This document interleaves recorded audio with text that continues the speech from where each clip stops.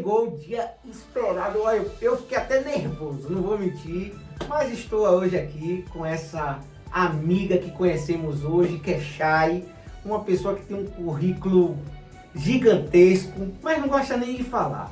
Mas aquele beijo Santana, Silvio, nossa amiga convidada Chay e Rosana Paixão. Então hoje vamos conversar sobre alguns assuntos até que já passou, assuntos que estão em andamento, enfim, porque temos a pessoa qualificada para falar desses assuntos, que são duas mulheres. Uma pergunta, outra responde e tal. Eu sei que tem coisas que uma não vai concordar com a outra, mas é normal. Porque o nosso intuito é trazer do WhatsApp para dentro do estúdio as polêmicas, as situações e para que as pessoas entendam realmente o sentido até das palavras, das situações que vem acontecendo. Então, vamos para cima, passo a bolada para quem? Uau. Rosana Paixão! Pois é, gente, boa noite. Olha quem tá aqui, Chay. Chay, a gente descobriu aí com um vídeo, né, Chay, falando sobre vou tapar a boca dela. Mas não é sobre isso que nós vamos falar hoje, não. Especificamente sobre isso, né? Mas foi isso que nos chamou a atenção e convidamos Chay para tratar do feminismo e violência de gênero, não é isso? Então, Chay, tô sabendo aqui que ela é professora de história. Eu falei com ela que eu tive uma professora lá na minha infância que chegava todo ano e falava história, nada de novo, tudo de novo. Pois é, Chay, fala um pouquinho aí sobre você como moradora de Itinga, munícipe, e um pouco sobre a sua carreira de educação, porque você gosta muito dessa área, pelo visto, né? Bom, meu nome é Chayana, né? Eu sou professora, acabei de passar nesse concurso agora de efetiva aqui de Lauro de Freitas, estou muito feliz. Moro na Itinga já tem 30 anos, eu trabalho em outra rede e estou querendo aí me desvencilhar da outra rede para me dedicar exclusivamente a Lauro de Freitas, né? Concluí minha especialização, concluí meu mestrado e acabei também de concluir meu doutorado em História da Ciência e Gênero. História da Ciência e Gênero. Olha só, velocidade já! Ótimo currículo. Eu vou entender isso aqui agora. Vamos viu? lá. Currículo. Então, essa minha última tese, a gente debateu especificamente sobre violência obstétrica, né? Um pouco do século XIX, século XX e século XXI, o quanto a ciência, de alguma forma, né, quando ela foi tomada, colonizada pelos homens, a ciência obstétrica, ela causou muitos danos e prejuízos às mulheres. É um pouco isso que a minha tese trata.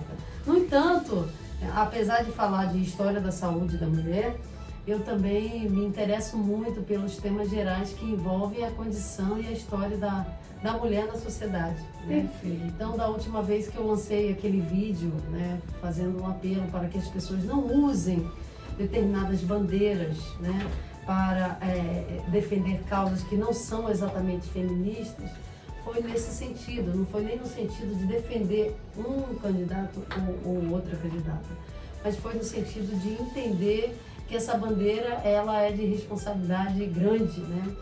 Então a gente tem, por exemplo, um avanço em 2021 no Brasil, quando se criou a primeira lei, que é a 14.192, que é quando se cria a primeira lei sobre a violência política de gênero, né? Na verdade, a violência política contra a mulher. É uma lei que tenta restringir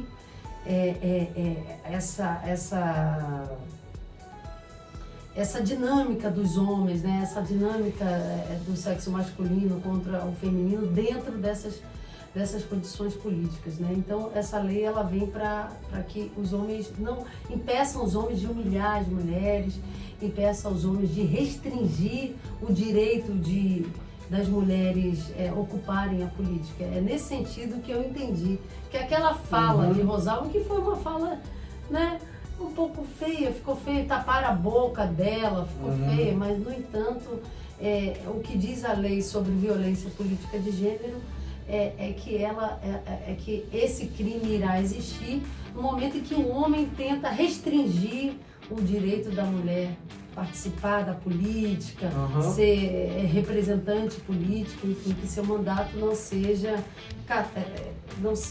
nesse sentido incorporado pejorativamente para causando danos a essa mulher. Mas não te cortando, você acha que, às vezes, por falta de orientação e a maneira que o homem é, podemos dizer assim, às vezes até muito machista, podemos dizer, mas assim, porque a gente traz, às vezes, nossos avós, nossos pais, um jeito mais másculo de falar, mas sem querer ferir. E você acha que a falta de instrução, a falta de orientação para nós homens é necessário hoje nos dias que vivemos, porque até para a gente não usar certas falas, né? E ter uma conotação diferente, porque às vezes a gente usa até aquela expressão, deixa comigo que você vai ver o que é que eu vou fazer. E outras frases, inúmeras outras frases, que os homens usam até com as mulheres, que a gente está com uma aqui que foi atacada em 2018, 2020, de uma forma, sabe, até às vezes muito realmente agressiva. O que é que você tem a me falar sobre isso? A gente precisa de mais orientação ou às vezes é a maldade realmente de alguns em falar alguns tipos de fala? Eu acho que a gente vive uma condição, aí eu estou falando do Ocidente e Oriente, em geral, planeta Terra, a gente vive uma condição desde os tempos remotos da civilização, né, desde a inauguração das grandes civilizações no planeta Terra, a gente vive, enquanto mulher, uma condição de submissão, a gente viveu muito, e ainda vive em muitos países, uma condição de submissão, de subserviência, de opressão, de violência, e também uma condição até, como diria Simone de Beauvoir, de escravidão, principalmente a escravidão doméstica. Então, romper essas condições que são seculares, elas são difíceis. Elas são difíceis. Eu acho que daí a história do feminismo para tentar justamente questionar esse papel da mulher na sociedade, ou o papel do homem também, porque o feminismo acaba também agregando à sua teoria o papel do homem na sociedade. O comportamento do homem frente à mulher. Então, como a gente vive secularmente esses episódios, ainda que o feminismo, os movimentos de mulheres, eles tenham avançado e os governos tenham abraçado as pautas, principalmente os governos europeus, os norte-americanos, aqui no Brasil também a gente tem, em termos de legislação, agora uma pauta mais ampla e uma defesa mais ampla dos nossos direitos. O inconsciente coletivo, ele é mais difícil de romper. É como você dizer que a escravidão acabou, ela acabou, juridicamente ela acabou. Só que o preconceito contra os negros não acaba, a discriminação ela é muito forte.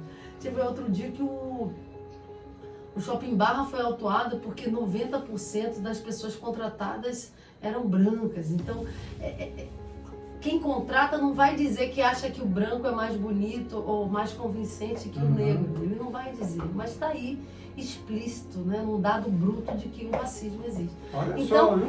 O machismo, ele também existe. E aí a gente tem os vícios de linguagem que até nós, mulheres, também somos responsáveis por reproduzi-los. Então, assim, a gente não só passa por essa condição menor dentro da sociedade enquanto mulher, essa condição menor de estar sempre sendo o suporte, a moleta do homem, mas também a gente passou, e em muitos países a gente passa, por uma condição de opressão e violência extremamente cruel. Eu tenho uma oficina que eu faço que é sobre rituais macabros contra as mulheres. Só existe o ritual macabro? Não, mas teve muito, ainda tem muito. Né?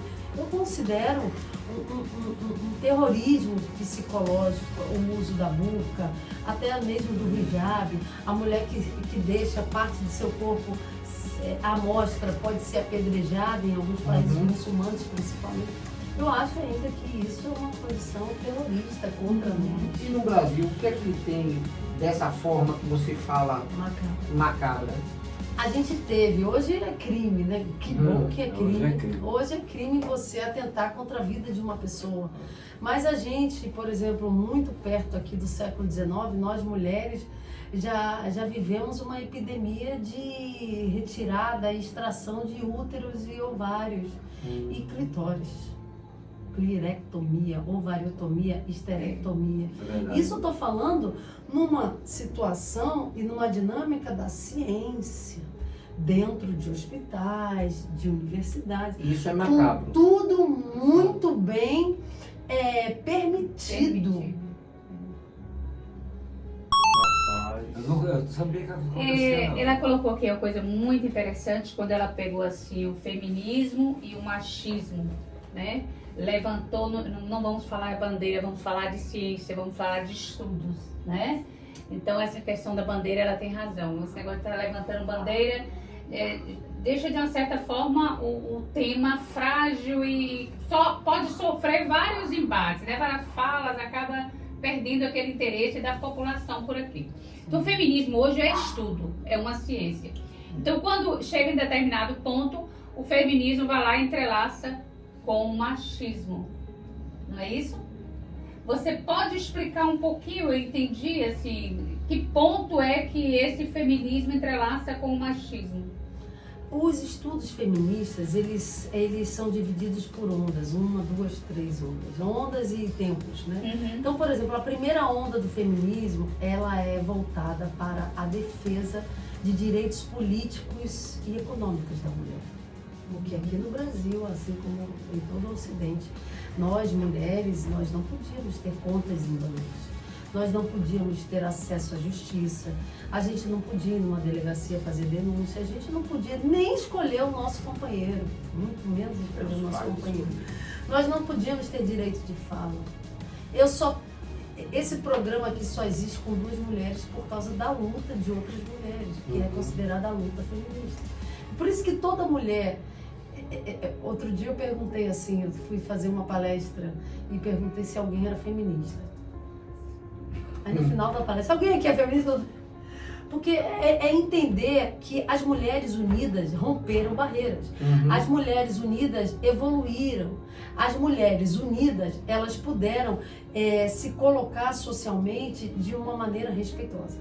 Então hoje eu só tenho conta no banco por causa do feminismo, eu só posso ter herança por causa do feminismo, só posso ter a guarda do meu filho por causa dessas mulheres que um dia, que elas não chegaram e disseram, não, eu sou feminista, elas simplesmente foram pra rua e disseram assim, não, isso aqui eu não abro mão e não vou mais abrir, eu preciso falar, eu preciso poder me candidatar, eu preciso estar numa rádio, para ser uma escritora, eu tinha que ter pseudônimo, mulher.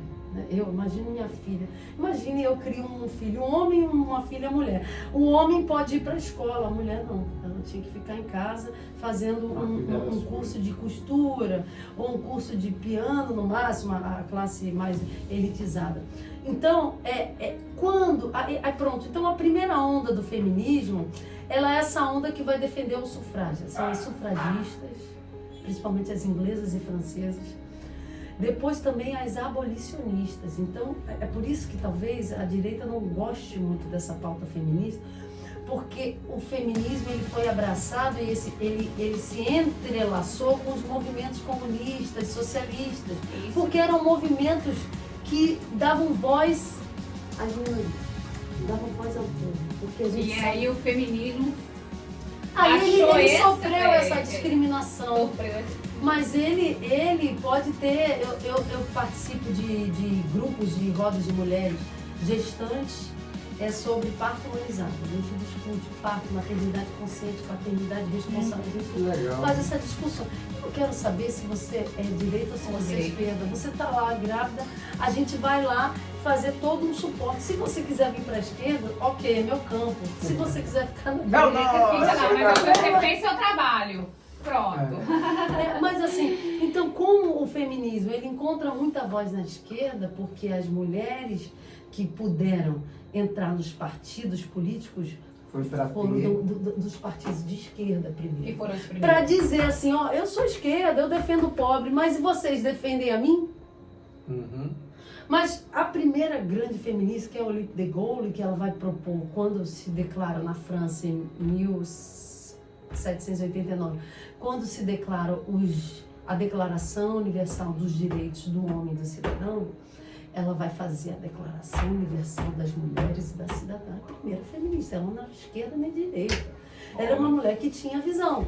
Ela foi... Eu tô aprendendo, viu, papai? Aula de história, de mulher, de tudo. Gente, olha só. Rapaz, olha só. Vocês estão ganhando presente aí Eu de estou graça, aqui né? aprendendo. Nós, Rosana, E digo nós. vocês aí, viu, mulheres de direita, porque eu sou mulher de direita. E ela fala para as esquerdas também. E falo com as esquerdas também. Já um doce de pessoa. Você vai direita, esquerda. Quando veio feminino, esse machismo, tema né? pra mim, nada contra.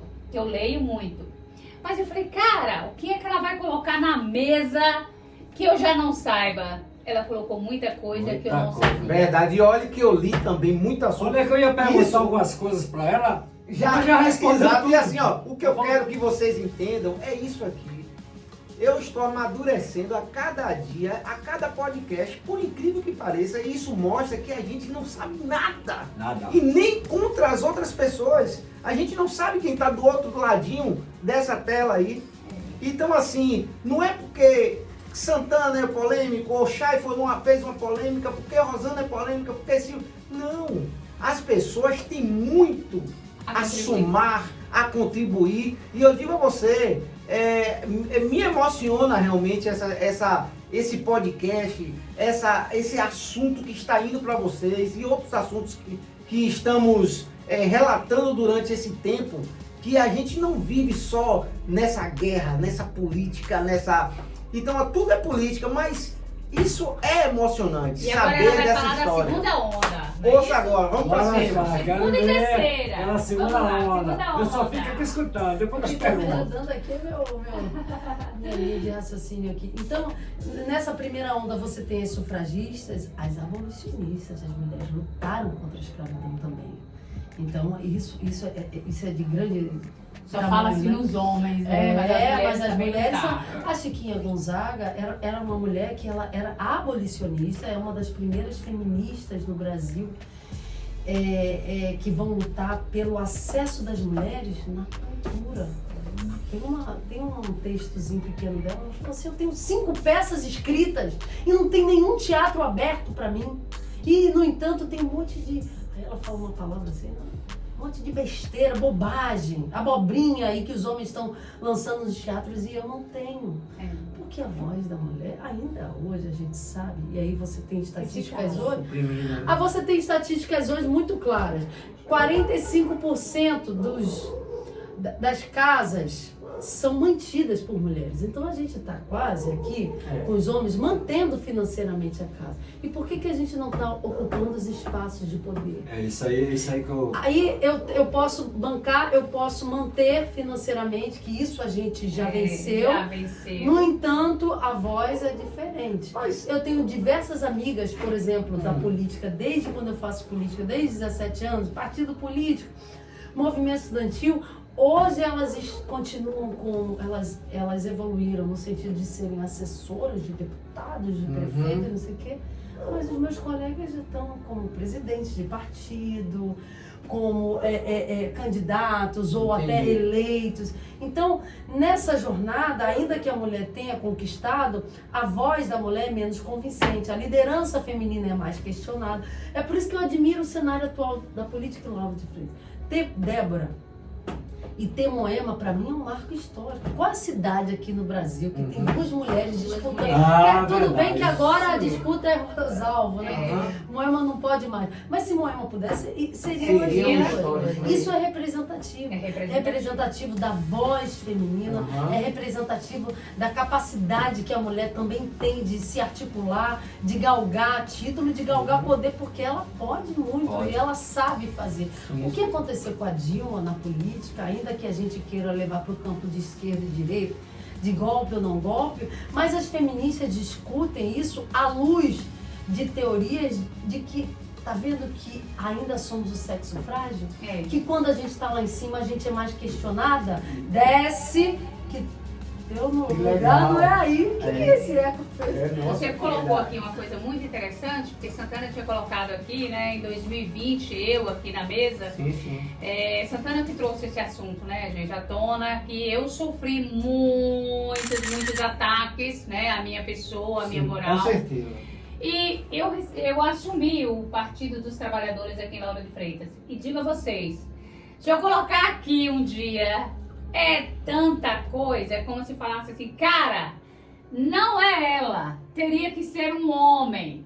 Qualquer homem que não soubesse sequer um ó com copo, mas tinha que ser um homem. Uhum. E tá lá, fiquei durante muitos anos, né, Isso. entre... É o que ela falou, né? A mulher quando tenta aí, chegar a um isso, ponto, alguma coisa tentaram, acontece. fizeram. Hoje eu estou fora da política, aí todo mundo ficou amigo. Né? Olha lá a Rosana, oi Rosana, essa Gente coisa. boa. É isso que ela tá falando aqui, a segunda onda. É Agora, dá verdade. licença, que vocês perceberam que eu e Santana, como homens, estamos deixando vocês bastante à vontade para se expressarem. Que bom! E aqui não tem negócio de, como é que é? As mulheres que têm voz aqui, nós estamos calados, só estamos observando. Aprendendo, tô Uma aprendendo. aula imensa, gigantesca. Foi muito bom você ter vindo aqui, estou muito feliz. Com certeza, estamos. Você é uma pessoa agradabilíssima e tem explicado tanta coisa que eu mesmo desconhecia. Inclusive as feministas recentes norte-americanas, elas criaram um conceito chamado Manterrupting, porque elas detectaram, em pesquisas que fazem, elas detectaram que a voz das mulheres, ela sempre muito interrompida. E se vocês dois estivessem cometendo isso, eu ia dizer... Não, Agora sim. Nós não. Agora você tocou. Você viu que eu fiquei o tempo Eu todo também tô. escutando. Não te interrompi em momento algum. Agora sim, eu tenho uma pergunta a fazer de algumas situações que a gente está vendo acontecer com bastante frequência, que é o feminicídio, né? Exatamente. Além disso, a questão de muitas separações hoje. Hoje você vê uma senhora como Rosana, que deve ter mais de 30 anos de casada já. 40. Pronto, 40 anos. Meus pais também nessa faixa, 40 e poucos anos. Mas hoje a gente vê que quando você fala que a mulher quer a independência dela, não é mais aquela a mãe, como eu lembro, minha mãe tinha que ficar em casa às vezes cozinhando para meu pai trabalhar.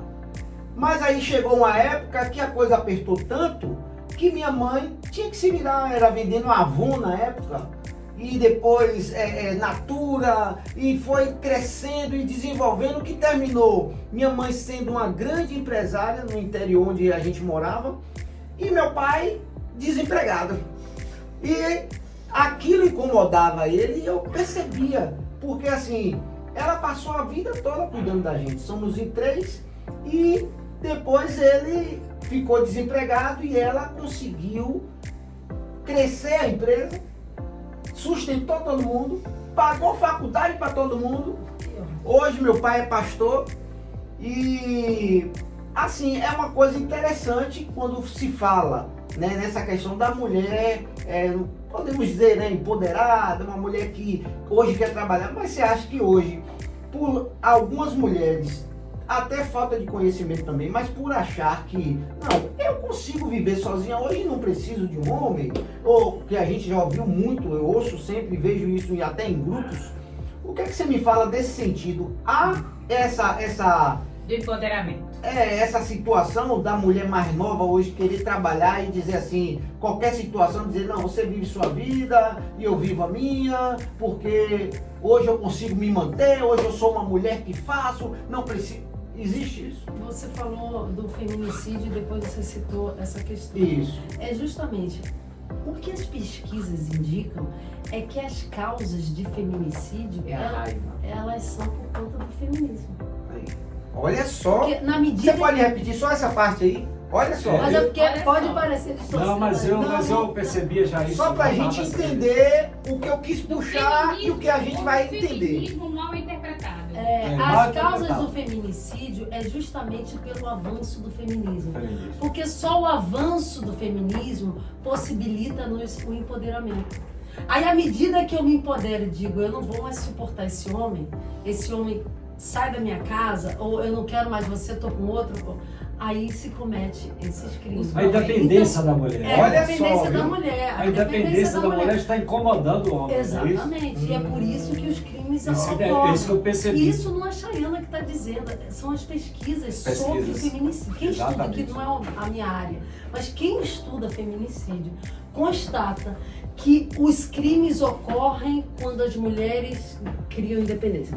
Eu tenho a menina que, acho que foi 2014, ela ganhou o prêmio, a tese de CAPES, do CNPq, né? Que é o fomento à pesquisa no Brasil, é feito pelo CNPq, CAPES.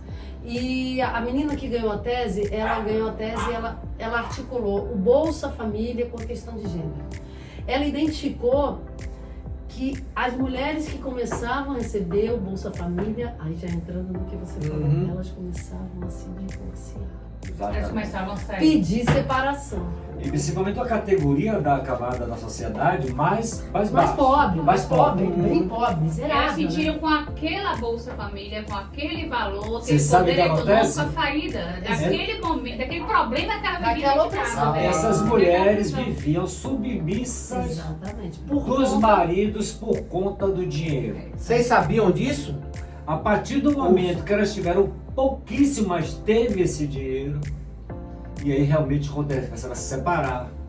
Né? Começa também essa onda violenta de... Principalmente o A pessoal posse, que não né? tem O cara uma... que tinha posse dessa mulher, podemos assim dizer. É. Eu tenho uma posse dessa mulher. Ela faz minha comida, ela lava minha roupa, ela chega em casa, ela que toma conta do filho. A partir do momento que ela começa a ter um emprego ou participar de um auxílio, ela começa a entender que ela pode sozinha superar todas as dificuldades. Você colocou uma coisa muito interessante aqui, a palavrinha posse, né?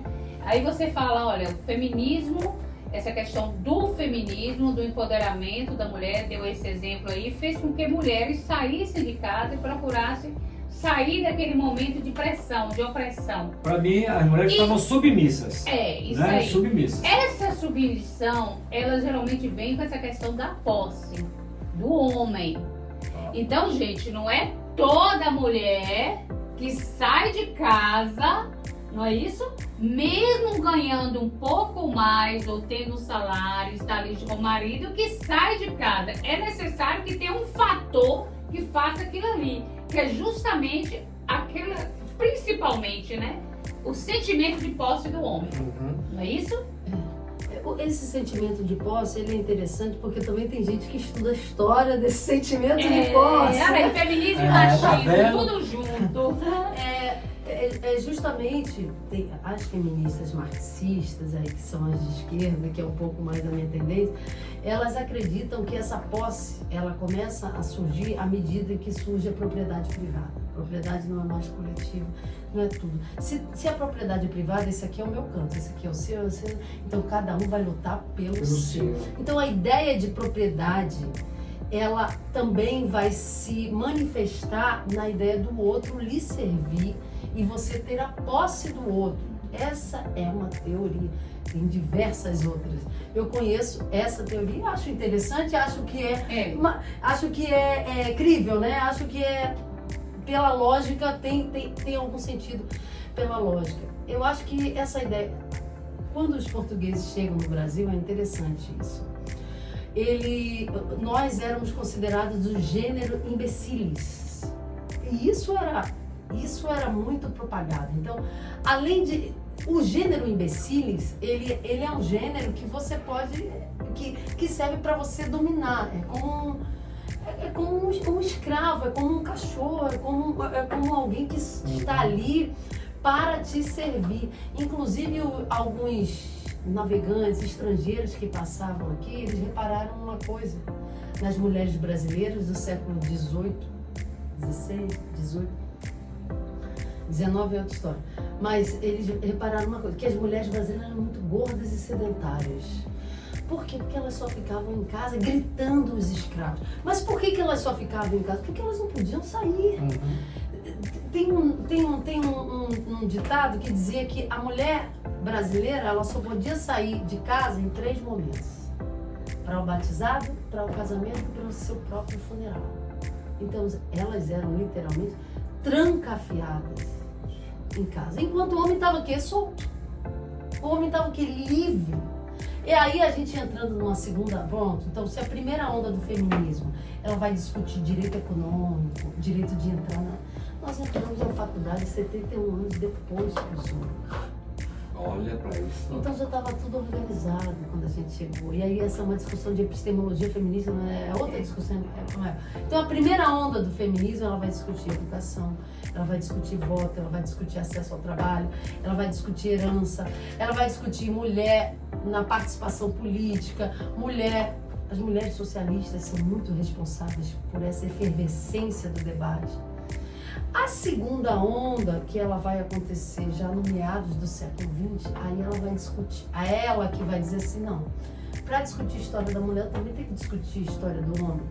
Eu tenho que discutir o que o homem fez comigo. Né? E aí a gente vai discutir, a gente vai descobrir atrocidades. Né? Depois a gente vai voltar para aquela história dos rituais macabros contra as mulheres, que tem coisas absurdas, inclusive acontecendo atualmente. Eu só falei de alguma. Mas então, essa década de 50, 60 e principalmente 70, você vai ter o feminismo discutindo sexo. Vai ser a revolução sexual, comportamento. Por que eu tenho que andar com essa roupa toda, esse vestido todo apagado, ou todo que me oprime? Por que ela vai queimar o sutiã? O sutiã é um símbolo, não é que ela quer andar totalmente nua, mas o sutiã é um símbolo do quanto estamos ainda submetidas a um comportamento de prisão corporal, de prisão comportamental. Então vai se discutir a autonomia da mulher. E aí também é a terceira onda. Eu queria falar com você o seguinte, a mulher cigana hoje é uma mulher totalmente submissa, né? Essa cultura da mulher cigana tem que ser gorda, tem que se vestir, né? Só pode casar cigano com cigano. Então eu acho que essas mulheres são escravizadas, na minha opinião, não são não? Eu não conheço a história delas, aí eu tenho medo de falar. Não, mas o que a gente tem uma percebe, vamos voltar para o que a gente percebe é um pouco isso também. É que eu nunca estudei sobre, aí eu fico com medo de... Tudo bem, mas eu tava o que pensando... a gente percebe é um pouco isso, é um padrão, É um padrão. de comportamento. Porque assim, Porque as mulheres cada usam país... boca, né, esse negócio, né? Ali, É isso, cada país tem como você falou antes aí no início do nosso programa, as pessoas que usam, né, a boca e... Cada país, cada tribo São tem culturas seu- diferentes. São né? coisas que eu também não quero nem eu vou dizer falar. assim, porque podcast é assim, ó, eu achei interessante várias coisas que ela colocou aqui. Mas a gente tem se pudesse, você vai voltar aqui mais vezes, a gente vai ter mais coisas para se colocar. Se pudesse, colocaria tudo hoje, mas não. Vamos falar um pouquinho hoje do que nós temos de jovens mulheres. Seu olhar para jovens meninas a partir de 14 anos. O que você, assim... Porque o que a gente vê hoje eu como mãe, como avó, e você aí também, né, mães e avós e mulheres, também a Chay, assim, o que essas crianças, essas meninas, essas jovens estão construindo para o futuro? Porque o que você vê hoje, muitos casamentos prematuros, muita coisa linda na mídia, um comércio muito grande de casamento, um comércio muito grande de aniversário do bebê, um comércio aquilo, e você vê as pessoas cada dia mais, muitos divórcios, muitos problemas, o feminicídio, né? Gravidez precoce, né? Isso aí, né? A necessidade de estar se abrindo delegacia para mulheres ali, delegacia para mulheres em outro lugar. É uma conquista, tudo bem, mas é uma conquista que também deixa a gente... por que precisa ser isso, a delegacia exclusiva para as mulheres, né? Porque é muita coisa que está acontecendo, né? Redes sociais, vem a questão do uso ilícito de drogas, vem a questão dos relacionamentos de A com B, B com C, né? O que você acha dessa questão de jovens de hoje, do presente para o futuro? Primeiro, eu acho que a delegacia exclusiva para mulheres é justamente por isso que a gente está comentando aqui. Os homens não estão educados para nos receber enquanto uma pauta que é realmente necessária. É verdade. Eu já tive atendimento tanto na delegacia da mulher quanto na delegacia normal. Eu não tenho dúvida da necessidade dessa delegacia da mulher, porque elas ali, nem a própria mulher, se ela não tiver formação, ela também fica meia...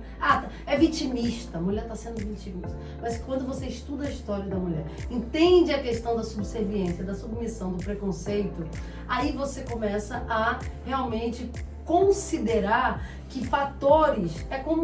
É como você dizer assim, pô, a gente tem que ter uma delegacia específica para criança e adolescente. Tem. Porque são temas sensíveis e são coisas muito especializadas e a sociedade, infelizmente, a educação não chega. Não chega. A escola não chega. O feminismo eu não aprendi na minha graduação. E tem que partir para... Não consegue educar, tem que partir para correção. Não é isso? Exatamente. É como assim, já que não tem vaga para todo mundo na Universidade Federal, vamos criar cota. Não é que a cota seja o ideal, mas a gente cria para minimizar. Exatamente, para corrigir. A conversa tá boa sobre a juventude. e o tempo tá passando.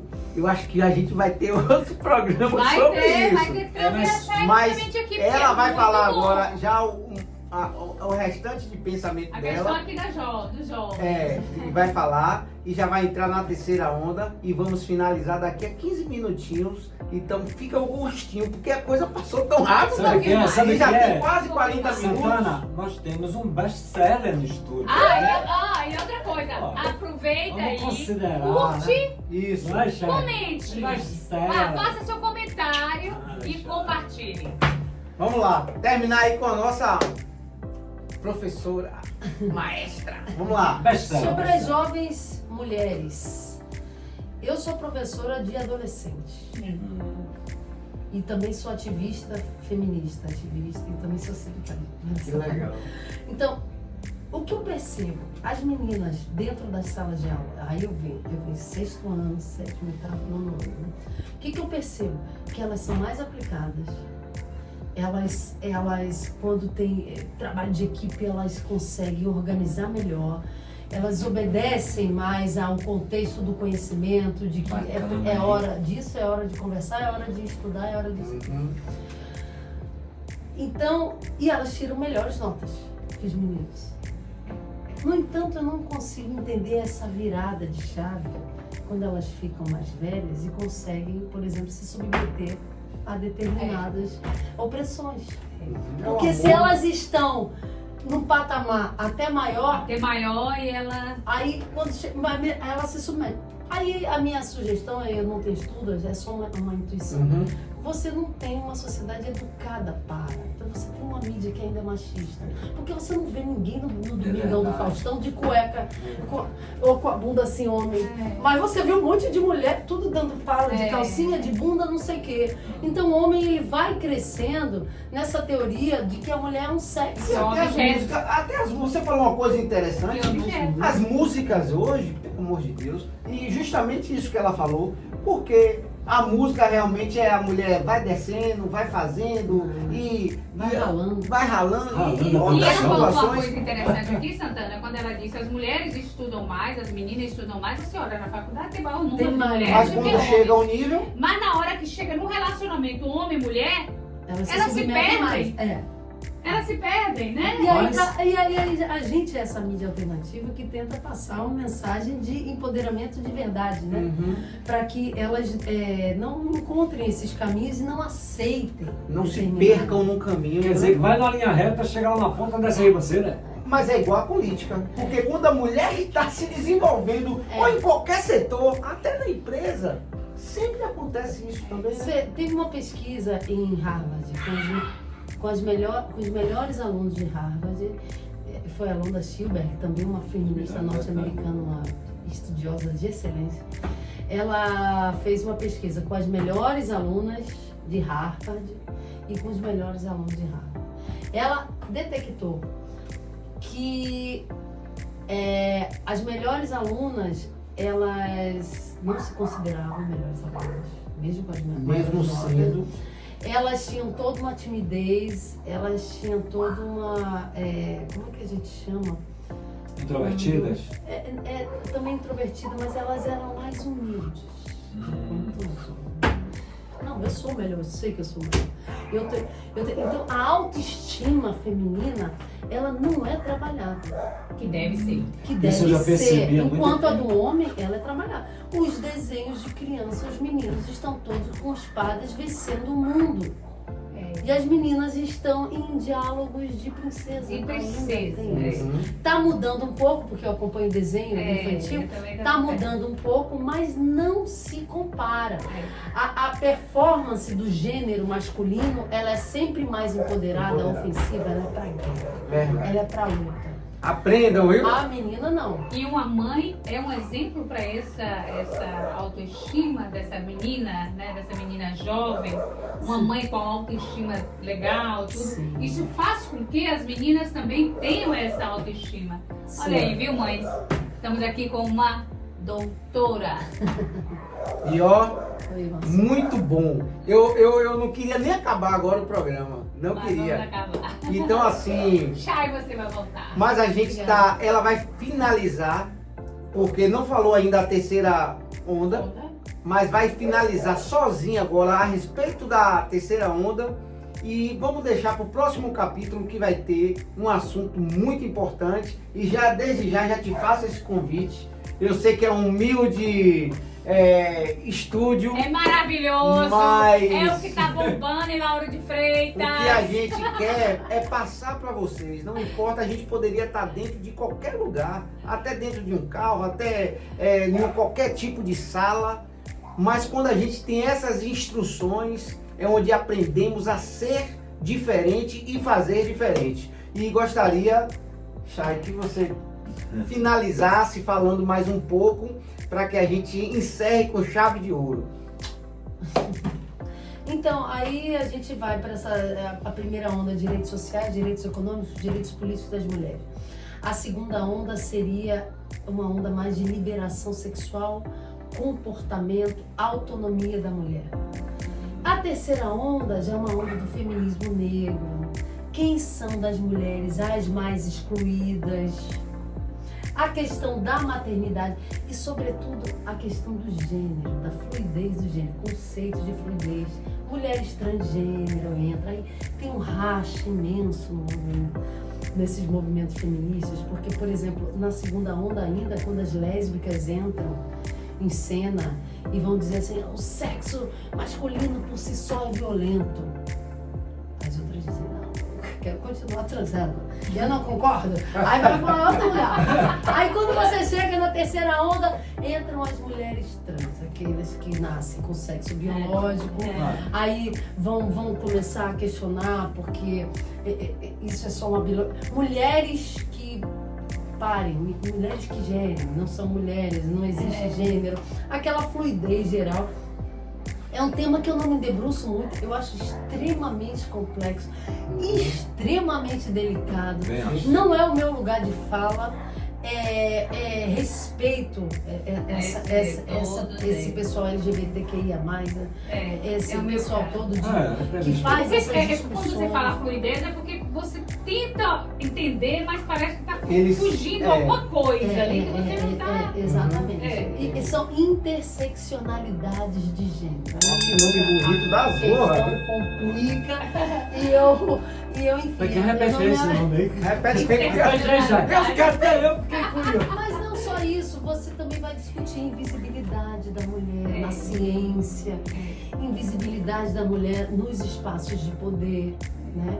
E epistemologias feministas, que também é um tema que ele está dentro da ciência para dizer que a ciência também praticou o machismo através dessas classificações de gênero, dessas classificações biológicas, enfim. Então é um mundo que é extremamente interessante. Ele não é de esquerda, ele não é de direita, mas eu percebo que a esquerda, por ter mais pessoas dentro desse debate, ela abraça mais essa causa, mas eu acho que é uma causa de todas.